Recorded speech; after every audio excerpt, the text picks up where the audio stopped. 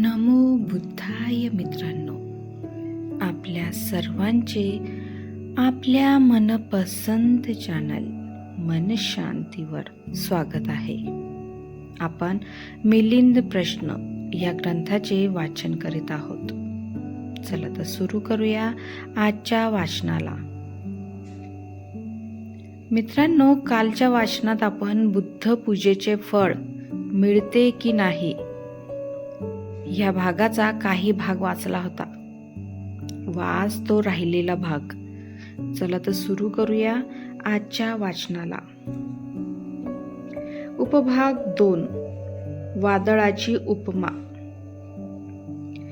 महाराज, भगवान बुद्धाने महापरिनिर्वाणाचा लाभ करून घेतला असला तरी त्यांच्या प्रती केली जाणारी पूजा अचूक फळ देणारी व सत्कारणी ठरते.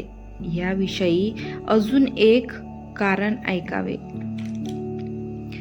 महाराज, समजा एकदा खूप मोठे वादळ आले आणि हळूहळू ते शांत झाले, तर ते एकदा शांत पावल्यानंतर पुन्हा फिरून येईल का?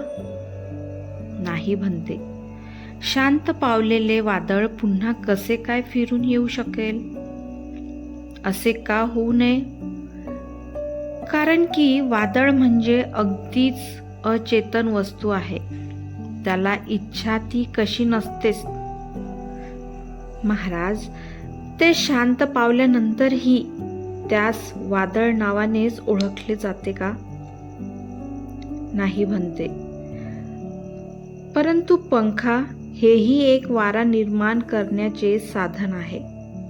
ज्या कोणाला उकाडा जाणवत असेल किंवा ताप आल्यामुळे वाऱ्याची गरज भासत असेल तर पंख्याच्या साहाय्याने वारा निर्माण करता येतो.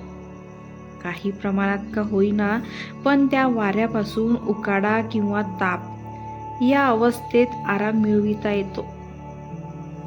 महाराज, तर मग त्या खोट्या सिद्धांताची पाठराखणी करणाऱ्या दुसऱ्या मतांच्या लोकांनी भगवान बुद्धाबद्दल आक्षेप खोटा ठरतो की? पूजेचा स्वीकार न करणाऱ्यांची पूजा करणे व्यर्थ आहे. हा महाराज, जसे ते वादळ आले त्याचप्रमाणे भगवान बुद्ध सुद्धा आपल्या शीतल, मधुर, शांत, सुखदायक आणि मैत्रीरूपी वायू लहरींनी या 10,000 लोक धातूंवर वाहत राहिले. ज्याप्रमाणे ते वादळ येऊन शांत झाले, तद्वतच भगवान बुद्धाने निर्वाणीचा लाभ करून संसारातून मुक्ती प्राप्त करून घेतली. जसे शांत झालेले वादळ पुन्हा परत येण्याची इच्छा करीत नाही, तसेच या जगतावर महान उपकार करणारे तथागत स्वीकार किंवा अस्वीकाराच्या कामनेतून पूर्णतः मुक्त झाले. जसे ते मनुष्य गरमीमुळे किंवा तापामुळे तळमळत होते, तसेच देवता आणि मनुष्य लोक लालसा, दुष्टपणा व भ्रमरूपी तापाने तळमळत आहेत. ज्याप्रमाणे पंखा हा वायू उत्पन्न करण्याचे साधन आहे, तद्वतच भगवान बुद्धांचे शरीर, धातू, रत्न हे तिन्ही समापती आणण्याकरिता साधन आहेत. ज्याप्रमाणे गरमी व तापाने तळमळणारे लोक पंखा हलवून वारा उत्पन्न करतात आणि ताप दूर करतात, त्याचप्रमाणे देवता आणि मनुष्य लोक शरीर धातूची पूजा करून व भगवान बुद्धाने सांगितलेल्या ज्ञानरत्न मार्गाचे आचरण करून पुण्य लाभ करतात आणि लालसा, दृष्टपणा व भ्रमरूपी अग्नीच्या तापास दूर करतात. महाराज, याच कारणाने जरी भगवान बुद्धाने महापरिनिर्वाण प्राप्त केले असले तरी त्यांच्या प्रती केली जाणारी पूजा ही तात्काळ फळ देणारी आणि ध्येय साध्य करून देणारी ठरते. उपभाग 3. ढोलाची उपमा. महाराज, एक आणखी कारण ऐका ज्याच्यामुळे भगवान बुद्धाने परिनिर्वाण लाभ केला असला तरी त्यांच्या प्रती केली जाणारी पूजा अचूक फळ देणारी आणि ध्येय साध्य करून देणारी ठरते. महाराज, कोणी एका मनुष्याने ढोलावर थाप मारली असता आवाज निघून नंतर बंद झाला तर काय तो बंद झालेला आवाज पुन्हा फिरून येण्याची इच्छा करील का? नाही म्हणते. शिवाय आवाजास विचार नाही की कल्पना नाही. एकदा आवाज निर्माण होऊन बंद पडला म्हणजे पुन्हा निर्माण होण्याची त्याला इच्छा ती कशी व्हावी? ढोलाचा आवाज निर्माण होऊन बंद पडला की तो कायमचाच बंद होतो.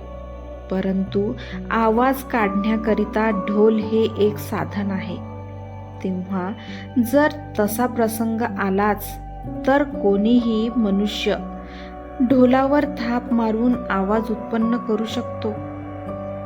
महाराज, याच उदाहरणाप्रमाणे भगवान बुद्ध शील, समाधी, प्रज्ञा, विमुक्ती, ज्ञान आणि दर्शनाने परिभावातीत शरीर धातुरूपी रत्ने, धर्म आणि विनय इत्यादी देऊन स्वतः निर्वाण लाभ करून संसारातून स्वतःची सुटका करून घेतली. परंतु भगवान जरी मुक्त झाले असले तरी तिन्ही समापत्तीचा लाभ काही थांबत नाही. सांसारिक दुःखाने त्रस्त झाल्यामुळे जे लोक या तिन्ही समापत्तीचा लाभ करू इच्छितात ते भगवान बुद्धांच्या विहाराची निर्मिती करून त्यात त्यांच्या शरीर धातूंची स्थापना करतात आणि श्रद्धाभावे त्या धातूंची पूजा करून त्यांनी सांगितलेल्या ज्ञान मार्गाचे आचरण करून ते तिन्ही समापत्तीचा लाभ करून घेतात किंवा घेऊ शकतात. महाराज, याच कारणाने जर भगवान बुद्धाने परिनिर्वाणाचा लाभ करून घेतला असला तरी त्यांच्या प्रती केली जाणारी पूजा अचूक फळ देणारी आणि ध्येय साध्य करून देणारी आहे. महाराज, भगवंताने भविष्यात घडून येणार हा प्रसंग तेव्हा आपल्या दूरदृष्टीने जाणून घेतला होता. म्हणूनच त्यांनी समजावून सांगितले होते की आनंद, तुमच्यापैकी कोणाच्या तरी मनात असे विचार येऊ शकतात की आम्हाला मार्गदर्शन करणारे शास्ता म्हणजे भगवान बुद्ध तर निघून गेले, आता आम्हाला सद्धर्माची वाट दाखविणारा गुरु कोणी उरला नाही. परंतु तुम्ही असे समजून घेऊ नये. आनंद, असे पश्चाताप करण्यासारखे काहीही कारण नाही. मी ज्या सद्धर्माचा आजपर्यंत उपदेश केला, संघासाठी पालन करावयाचे जे नियम सांगितले, माझ्यानंतर तेच तुम्हाला मार्ग दाखवतील. म्हणून त्यांनाच तुम्ही माझ्या स्थानी मानले पाहिजे.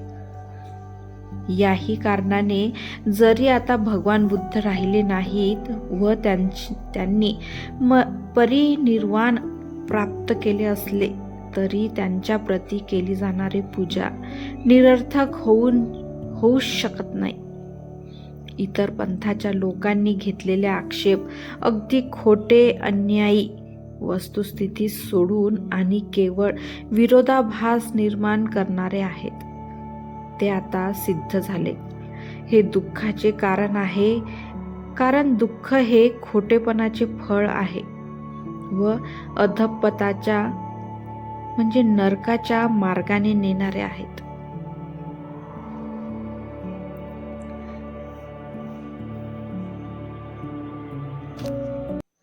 मित्रांनो, आजचे वाचन आज आपण इथेच थांबवूया. धन्यवाद.